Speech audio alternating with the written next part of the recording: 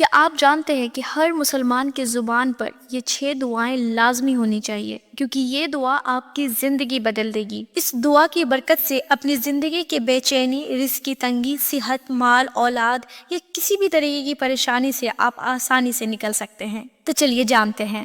Number 1، ربنا آتنا فی الدنیا حسنۃ وفی الآخرۃ حسنۃ وقنا عذاب النار۔ اے ہمارے رب، ہمیں دنیا میں بھی بھلائی عطا فرما اور آخرت میں بھی بھلائی عطا فرما اور ہمیں آگ کے عذاب سے بچا۔ نمبر 2، رضیت باللہ ربا وبالاسلام دینا وبی محمد النبی صلی اللہ تعالی علیہ وآلہ وسلم۔ میں راضی ہوں اللہ کو اپنے رب مان کر، اسلام کو اپنا دین کے طور پر مان کر، اور محمد رسول اللہ صلی اللہ علیہ وسلم کو اپنے نبی کے طور پر۔ رسول اللہ صلی اللہ علیہ وسلم نے فرمایا، جس نے صبح یا شام کو یہ کہہ دیا وہ اللہ کے ذمہ ہو گیا۔ نمبر 3، حسبنا اللہ ونعم الوکیل۔ ہمارے لیے اللہ ہی کافی ہے اور وہ بہترین کارساز ہے۔ اللہ تعالیٰ نے اس آیت کو ان مومنوں کے لیے نازل فرمایا ہے جو مشکل حالتوں میں بھی اللہ پر توکل کرتے ہیں۔ یہ کلمہ حضرت ابراہیم علیہ السلام نے کہا جب انہیں آگ میں ڈالا گیا۔ رسول اللہ صلی اللہ علیہ وسلم نے بھی یہ کلمہ مشکل وقت میں پڑھا۔ نمبر 4، لا الہ الا انت سبحانک انی کنت من الظالمین۔ تیرے سوا کوئی معبود نہیں، تو پاک ہے،